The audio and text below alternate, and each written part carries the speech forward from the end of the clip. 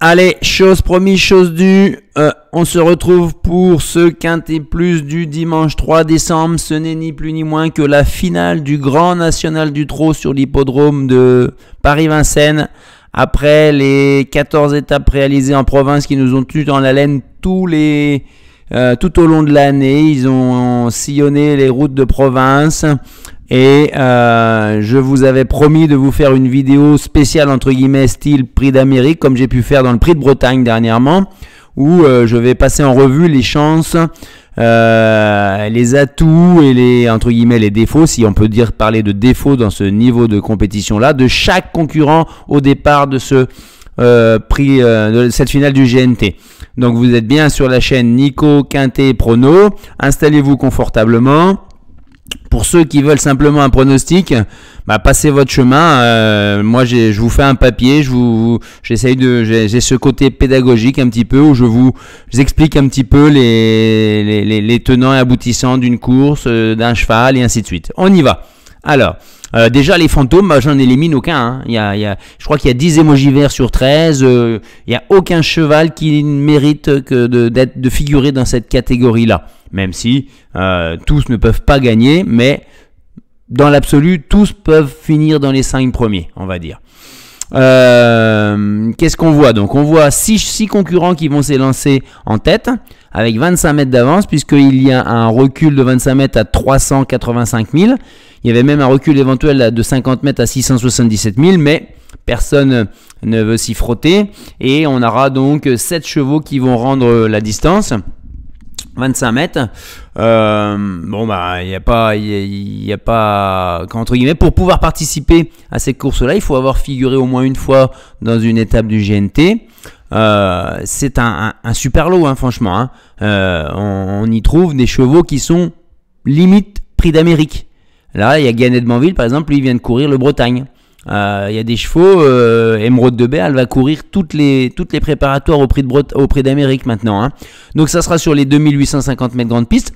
On pourrait s'attendre à un scénario de course assez rythmé, on va dire, hein, avec plutôt des chevaux de train devant, avec Gendrien, Inexcess Bleu, Orchestro, même Gamin Jabba, Gaélique du Rocher. Maintenant, est-ce qu'ils vont s'entretuer devant, de là à tenir un rythme effréné qui vont favoriser finalement au bout du compte le retour des chevaux du 25 mètres. En fait, toute la maestria des drivers du premier échelon, ça va être d'imprimer un train suffisamment soutenu pour ne pas permettre à un moment donné aux chevaux des 25 mètres de revenir.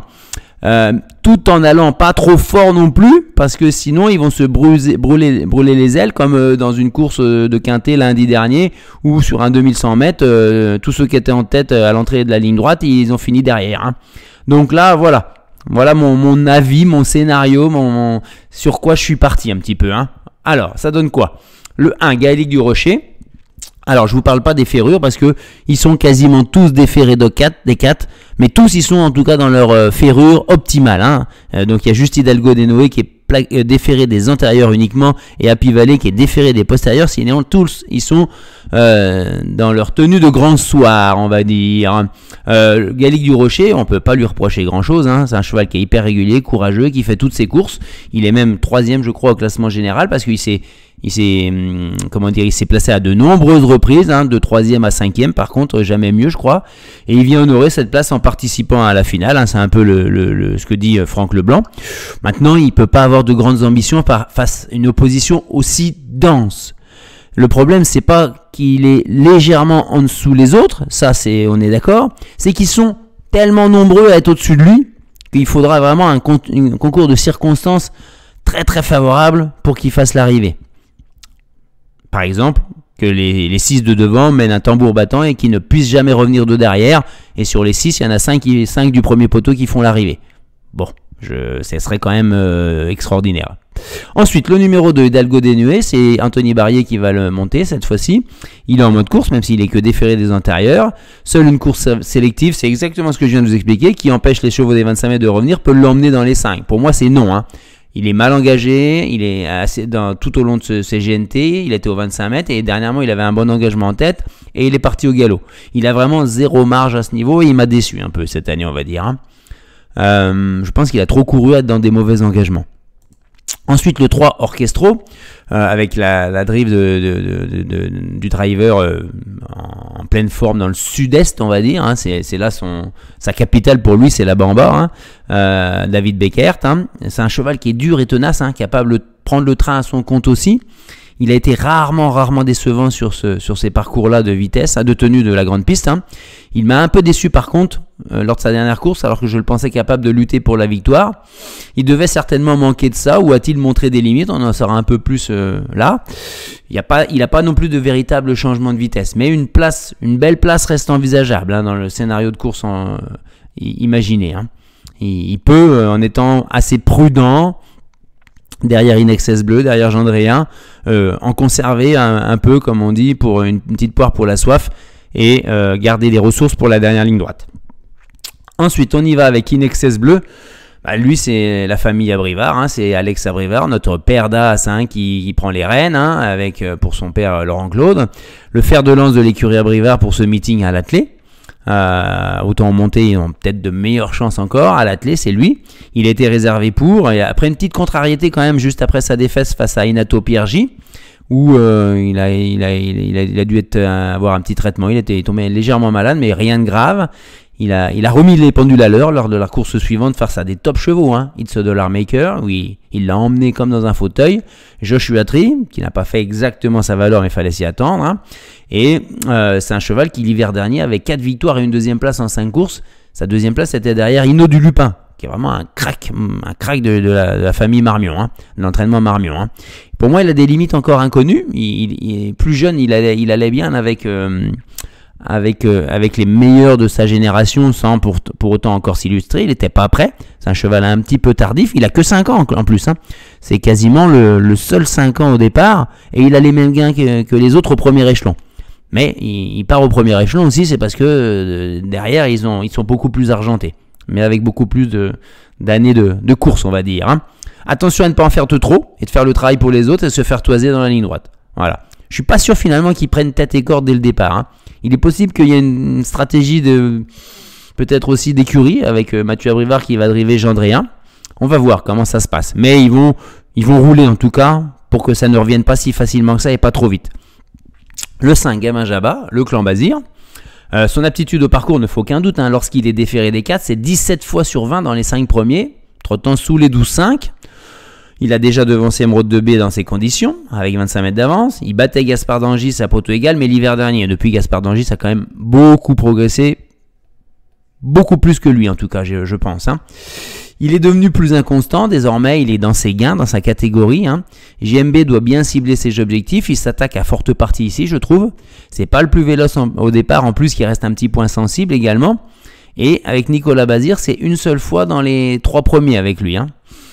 Avec JMB, on aurait été peut-être un peu plus confiant. Maintenant, il peut figurer à l'arrivée du quarté quinté, moi je dirais pas mieux, hein, franchement. Hein. Et encore, c'est pas une évidence pour moi. Ensuite, le deuxième atout du clan Abrivard, hein, Gendréen, avec Mathieu à la drive, il a été amené au top pour cet engagement favorable au plafond des gains en tête. Hein. Voilà, on peut pas faire mieux. Hein. Donc, il ne rate pas souvent ses cibles, hein, déféré des 4, c'est 7 sur 9 dans les 3 premiers en 2023, quand il est déféré des 4. 6 fois sur 10 dans les 3 premiers sur les parcours de tenue grande piste. Donc, il sait où il est. Maintenant, il manque parfois de maniabilité dans un parcours ou même à la volte. Hein. Il a déjà fait la dernière fois, quand il a fini 5e, dans un quintet où il est parti à la volte dans le premier virage. Il était battu à la régulière dans les mêmes conditions lors d'une étape du GNT par Horace Dugoutier et Gaspard d'Angis, en ayant 25 mètres d'avance. Bon, on lui met 3 étoiles, une place est envisageable même sur le podium pour moi. Hein. Le 7 Falco d'Avaroche, on commence les chevaux qui sont en 25 mètres, hein, la famille Baudouin. C'est Léo qui se met au sulky, c'est pas Raffin, puisque Raffin sera bien entendu au sulky de Gaspard d'Angis dans le même clan Baudouin. Il vient de bien courir sur le parcours dans un bon lot, tout près de Goélandofort et devant Orchestro. Mais cette fois-ci, il est au 25 mètres. Grosse expérience sur les parcours de tenue de la grande piste avec 31 courses ici.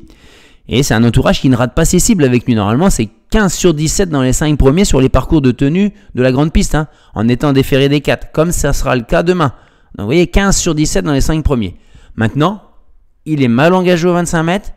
Jean-Marie Baudouin l'aligne parce que il y a sans grande prétention, on va dire. Cette course n'était pas initialement prévue à son programme. Il n'est pas à 100%, mais il est en forme. Donc on ne l'a pas préparé spécialement pour ça. Il est dans ses gains. Les bons engagements se font plus rares. C'est l'un des moins jeunes, le seul 8 ans, avec Émeraude de Baie, 9 ans. Donc voilà. Si on prend ça, oui, on l'inclut dans notre pronostic en bout de piste. Si on prend ça également, on ne le met pas. Donc moi je l'ai mis vraiment en cas de défaillance. 2 étoiles. Goéland Fort, le numéro 8 avec Damien Bonne pour l'entraînement de Christian Bijon. Il ne déçoit que très rarement lui aussi sur les parcours de tenue de la grande piste en étant déféré des 4. C'est 14 sur 20 dans les 3 premiers. Ça fait quand même 6 courses où il n'est pas dans les 3. Il a déjà trotté lui sur les 12. Ici en battant Gaspard de Brion, Usain Tolt et Horace du Goutier. Donc c'est pas n'importe qui. Il a déjà 4 courses dans les jambes, ce début de meeting. Il doit pouvoir briller et confirmer sa dernière belle performance où il finit deuxième. Au 25 mètres, il lui faudra se faire ramener par contre et ne devra pas être trop loin parce que il ne peut pas faire un effort de plus de 700 mètres pour Moinet au vent pour finir. Malgré tout, pour sa régularité, pour sa classe, malgré l'engagement, je lui mets 4 étoiles et je pense qu'il peut prendre une belle place. Voilà.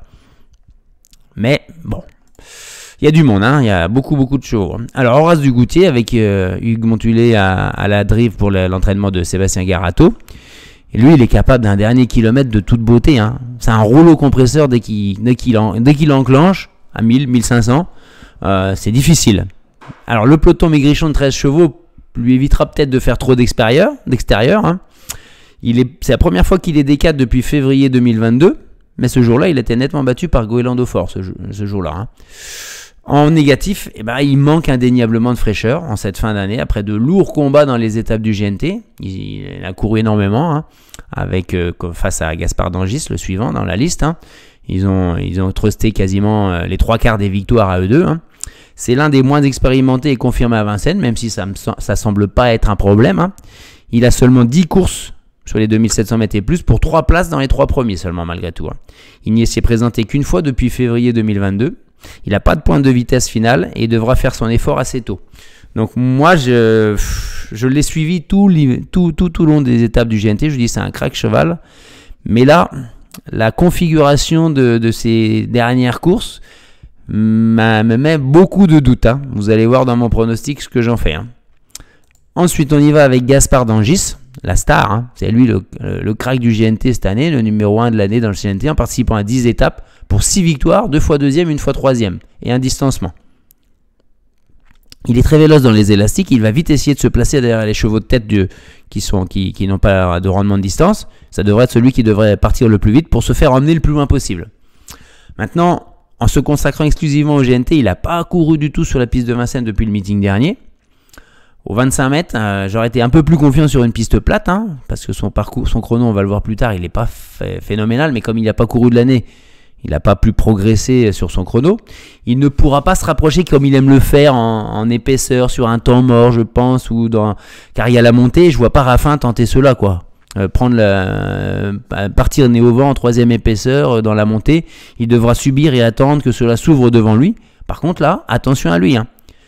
4 étoiles, mais pour s'imposer, il lui faudra un parcours de rêve. Et même pour avoir une place sur le podium. Je prends des risques. Le 11 Gannett Banville, alors là c'est JMB au carré, donc c'est lui qui drive pour son entraînement. C'est pas une nouveauté ça, Sa course dans le Prix de Bretagne n'est pas si mauvaise, compte tenu de l'opposition qui était forte quand même. Et d'avoir supporté aussi le poids de la course dès la plaine. Cela a dû l'ouvrir et s'il a bien récupéré, il devrait avoir monté encore en condition là-dessus. JMB déclare qu'il n'a pas eu de soucis cette semaine pour l'entraîner. Il a pu l'entraîner normalement, alors que normalement, avec sa fragilité, il ne pouvait pas lui faire les exercices qu'il voudrait. Il est D4 comme sa superbe rentrée aux 50 mètres et dans une épreuve de GNT, et 25 mètres derrière Horace du Goutier, ce qui ne sera pas le cas ici. Il a 11 sur 13 sur les 2700 mètres et plus de la grande piste, venant d'obtenir sa plus mauvaise place. Je crois qu'il est une fois 7e, une fois 6e, c'est tout. Donc le côté négatif, c'est qu'il a été très longtemps absent, à 1 an et demi de la compétition, et un retour au premier plan, ça nécessite du temps. Donc ce n'est pas encore le vrai Gannet du meeting 2021-2022 qui devait participer au Prix d'Âme avec une chance. Donc je lui mets quand même 4 étoiles. Je pense qu'il va faire l'arrivée, dans les 4 au moins, voire mieux. On n'est jamais sûr de rien avec JMB. Il peut tenter un coup d'éclat avec lui. Hein. Il a tenté dans le Bretagne de le qualifier et ça s'est pas passé. Il retente l'aventure là pour l'emporter cette fois-ci. Il va courir pour gagner. Alors que parfois, quand on court pour être 5e, on peut l'emporter. Là, je pense qu'il va courir pour gagner et j'espère qu'il va pas faire défaut. Happy Valley, le clan du bois. Je vais commencer par ça. Alors, le clan du bois, l'entourage ne communique rien, se moque des parieurs, donc on ne sait rien sur elle, la forme, les objectifs, le programme. Bon, elle est plus souvent placée que gagnante, hein, donnant même l'impression des fois de ne pas défendre l'argent de ses parieurs en musardant à la corde en queue de peloton. Il y a une seule victoire lors de ces 19 dernières courses. Le côté positif, c'est qu'une jument de classe, qui est élégante, c'est une vraie peinture, là, comme on dit, là, hein. Elle a une pointe de vitesse finale dévastatrice. Hein. Elle peut en doubler. Elle est très confirmée sur les parcours, sur le parcours de tenue avec 13 fois sur 15 dans les 5 premiers. Le faible nombre de partants va l'avantager, ainsi elle ne sera pas trop loin de la tête. Même si la dernière course, avec Eric Zoel qui l'emporte, Gamel Liton et Cicero TJ qui sont bagarrés devant, elle a toujours été dans les 5 premiers et elle a bien fini à la 3e place. Mais la course était tellement rythmée qu'elle n'a pas pu non plus. Elle a beaucoup chassé seule aussi. Hein. Elle pourra bénéficier aussi de chevaux qui vont la ramener si elle en emboîte le pas. Et dans ce cas, attention à elle. Hein. Ah oui. Hein. Alors voilà. Donc, elle mérite 4 étoiles. Elle peut envisager un bel accessite, mais il ne faudra pas se plaindre si elle fait 4, 5, 6. Quoi, hein. Voilà. Et enfin, Émeraude de Baie, la plus âgée, mais ne semble pas atteinte par le poids des années. Parfois, elle a du mal à négocier les virages, elle se braque et perd du temps. Mais ça n'a pas empêché la dernière fois de faire une ligne droite de toute beauté. Elle a surpris tout son monde donc en s'imposant pour sa 2e course de rentrée alors que l'entourage venait surtout pour la qualifier pour cette finale. Elle est capable de fin de course assez tranchante si elle a été préservée. C'est une jument qui était délicate en début de carrière, elle s'est vraiment bien amendée, elle fait quasiment toutes ses courses désormais, hein. C'est 15 sur 18 dans les 5 premiers si elle est D4, depuis le début du meeting précédent, donc depuis, on va dire, depuis 1 an. Dont cette victoire, c'est une gagneuse. Attention, au moins une place. J'aurais bien aimé la mettre en tête, mais je me suis dit que je suis resté sur ma première impression de scénario de course. Peut-être que je me trompe. Donc ça nous donne quoi, le papier du GNT? Aucun fantôme. Le 2, pour moi, c'est la moins bonne chance. Juste après, le 1 et le 7 qui devront bénéficier de circonstances très favorables parmi tous ces chevaux-là il faudrait des défaillances ici. Au moins 5-6 défaillances parmi ceux-là. Le 3 avec 3 étoiles, donc on a Orchestro, Gamin Jabba, Gendrien, mais ils bénéficient de 25 mètres d'avance. Sur toute cette flopée de postulants aux belles places et à la gagne aussi. Hein. Le 8, Goélando Fort, l'emporter, ça va être difficile. Le 9, Horace Dugoutier, on ne sait jamais. Le 10, Gaspard d'Angis. Le 11, Ganette Banville. Le 12, Happy Valley. Et le 13, Émeraude de Baie. Et au-dessus de tout cela, je mets à 5 étoiles le 4 Inexcess Bleu qui va être le favori de toute la France demain. Les chronos sur le parcours de tenue 2700 mètres et plus sur la grande piste. Je voulais attirer votre attention là-dessus. Une 12, une 12-1, une 12-4 devant. Une 11-9, une 11-7 devant, derrière. Ça suffit pas pour venir s'imposer. Ça peut suffire pour venir prendre des belles places. Mais pour s'imposer, si Inexcess, Gamin ou Gendrien font leur course, derrière, il va falloir trotter presque vers les 11-4, 11-3, 11... Voilà. Hein. Donc, la clé, elle n'est pas simple demain. On y va. Le prono du coup. En tête, bon, pas de surprise, Inexcess Bleu. Là, je vais passer assez vite. Hein. Ensuite, le 6, Gendrien. Je fais un doublé de chez Abrivard demain. Pas souvent. Ça sera exceptionnel. Ensuite, on met encore un cheval du premier poteau, Orchestro. Ensuite, je commence avec le deuxième échelon, avec pour moi celui qui a la meilleure chance au deuxième échelon dans ces circonstances de course. Ça sera éventuellement Ganette Banville. Devant le 13, Émeraude de Baie. J'ai hésité entre les deux. Au départ, j'avais même hésité à mettre Émeraude de Baie devant. Mais bon, voilà, j'ai préféré le premier échelon. Ensuite, on met le 12, Happy Valley, quand même. Voilà, malgré les restrictions que je mets avec le clan du bois. Ensuite, le 8, Goélando Fort, plutôt pour une place, je vous disais. Le 10, Gaspard d'Angis.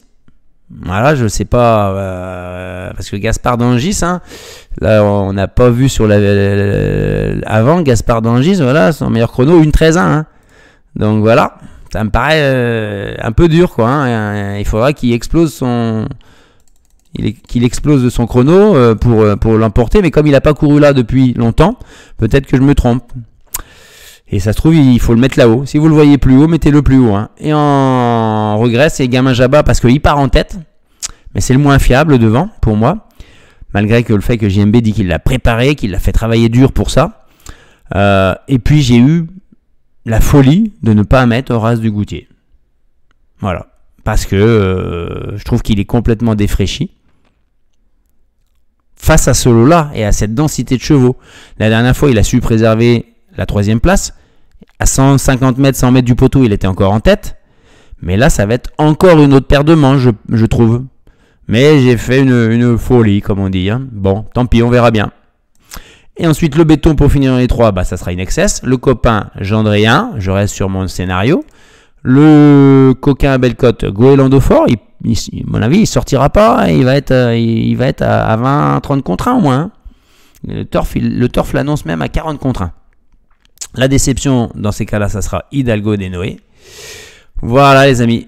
On se retrouvera. J'ai pas préparé le prochain. Je sais plus exactement quand est-ce que. Là,